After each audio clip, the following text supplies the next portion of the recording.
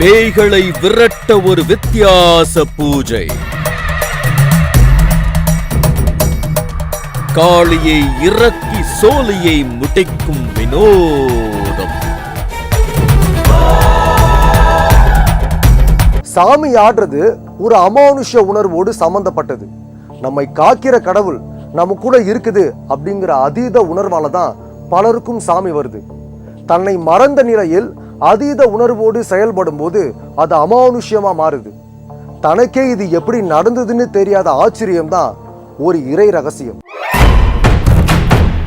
மதுரை மாவட்டத்துல சிவரக்கோட்டைங்கிற ஊர்ல தான் அப்படி ஒரு நிகழ்வு நடந்துகிட்டு இருக்கிறதா எங்களுக்கு சொல்லி இருந்தாங்க. இப்ப நாங்க அந்த இடத்துக்கு வந்துட்டோம்.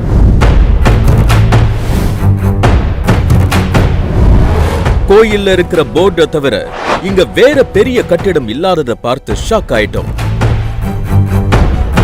அப்புறம்தான் புரிஞ்சது, இங்க இருக்கிறது இந்த எல்லையை பாதுகாக்கிற தெய்வங்களோட மாதிரி அமைப்பிலேயே எல்லா தெய்வங்களும் அமைஞ்சிருக்கு.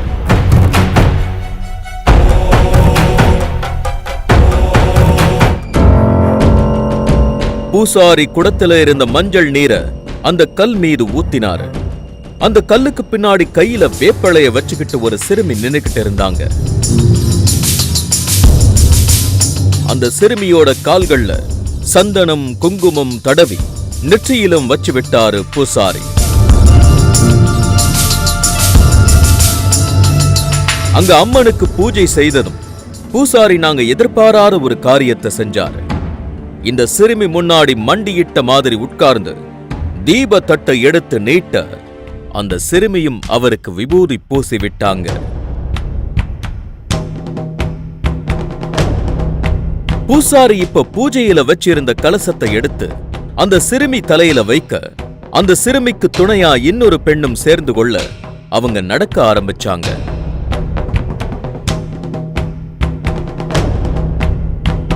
அங்கிருந்து காளி கோயிலுக்கு நடந்து வந்தாங்க. கிட்ட நெருங்க நெருங்க அந்த சிறுமிக்கு வேகம் அதிகரிக்க ஆரம்பிச்சது. காளி கோயில சுத்தி வரும்போது அந்த சிறுமியோட இந்த பெண்ணுக்கும் ஆவேசம் உண்டாகி கடைசியில அவங்க ஆடத் துவங்கினாங்க. பூசாரியும் ஆடிக்கிட்டு இருந்தாரு. அந்த சிறுமியும் ஆட அந்த இடமே அருள் வந்த இடம் போல மாறி இருந்தது. அந்த சமயத்துல தான் ஒருத்தர் தன்னோட குழந்தைய கையில வச்சுக்கிட்டு இருந்த நிலையில ஏதோ மாற்றம் உண்டாகி பின்னோக்கி சரீர மாதிரி ஏதோ பண்ணிக்கிட்டு இருந்தாரு. அவரோட கையில இருந்த குழந்தைய வாங்கின பிறகு அவர் இன்னும் பின்னோக்கி சரீர மாதிரி இருந்தாரு. அவரோட வாயிலிருந்து ரத்தம் வெளிவந்திருந்தது. அவருக்கு என்னவோ ஆகியிருந்தது. இத கவனிச்ச பூசாரி வந்து அவரோட நெத்தியில விபூதி பூசினாரு. அதுக்கப்புறம் அவர் இயல்பு நிலைக்கு திரும்பினாரு. கலச நீர் கொடுத்து அவர் அமைதியாக்கினார் பூசாரி. காளி அவருக்குள்ள இறங்கியதால அந்த சக்தியை தாங்கிக்க முடியாம அவர் நாக்க கடிச்சதுல ரத்தம் வந்ததா சொன்னாங்க. இங்க காளி எந்த ரூபத்துல வேணா வரலாம்னு பக்தர்கள் பலருக்கும் காளியோட சக்தி இறங்கி இப்படி ஆடுவதுதான் இந்த கோயிலோட பவர்னும் எங்களுக்கு சொன்னாங்க.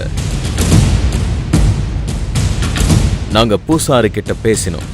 இங்க இன்னொரு சிறப்பான விஷயம் இருக்குன்னு சொன்னாரு.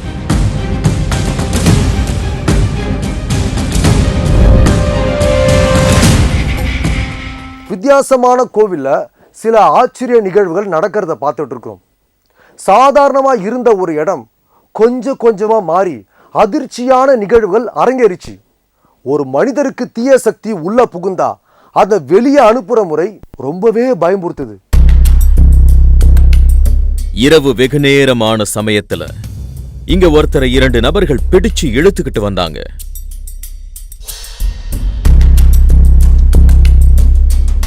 அவரோட நெத்தியில கைய வச்சு பூசாரி படுக்க வச்சாரு.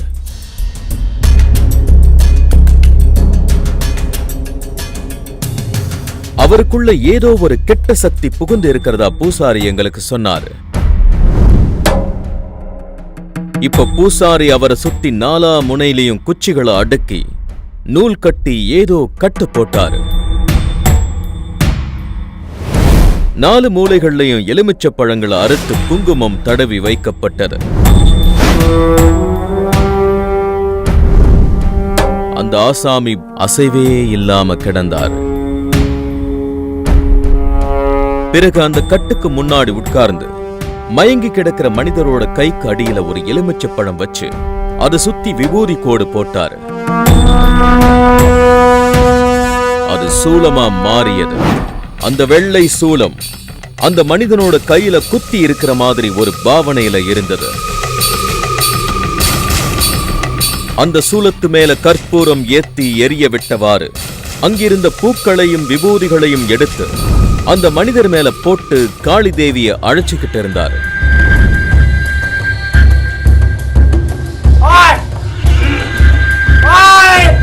உள்ள காளி வந்ததும் அங்க இருக்கிற கெட்ட சக்திகள்லாம் தெரிச்சு ஓடிடுமா. இந்த நடைமுறை இங்கே பின்பற்றப்பட்டு வர்றதா சொன்னாங்க.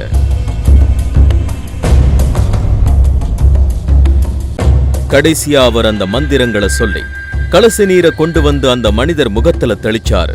அசைவில்லாம கிடந்த அந்த மனிதரோட முகத்துல அதுக்கு பிறகு மாற்றம் தெரிஞ்சது. சட்டுன்னு அவர் எழுந்தாரு. அவர் மீது கலச நீரை தெளிச்சு அவரை விட்டு விலகி போக சொல்லிக்கிட்டு இருந்தார். கை கால்களை உதறச் சொல்லி பிறகு அவரோட நெத்தியில கைய வச்சு மறுபடியும் உதறச் சொன்னார். பிறகு அவருடைய சட்டையை கழட்டச் சொல்லி குடத்து நீரை எடுத்து ஊத்த அந்த மனிதர் முகத்துல மாற்றம் தெரிஞ்சது. கொஞ்ச நேரத்துல அந்த மனிதர் சாதாரணமா வந்து நிற்க அவருக்கு இருக்கிற பிரச்சனை சரியானதா சொல்லி பூசாரை அனுப்பினாரு.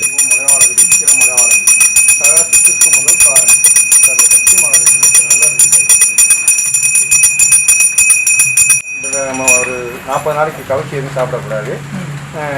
2-3 நாளைக்கு ஒருக்க வந்து அம்மாட்ட காமிச்சு விபூதி வாங்கிட்டு போங்க, அப்புறம் சரியாயிடும். கவலைப்படாம போங்க. சக்திகள் இப்படித்தான். தன்னை அது வெளிப்படுத்தும் போதுதான் நமக்கும் அது எவ்வளவு ஆற்றல் நிறைஞ்சதுன்னு புரிய வரும். எங்களுக்கும் புரிஞ்சது.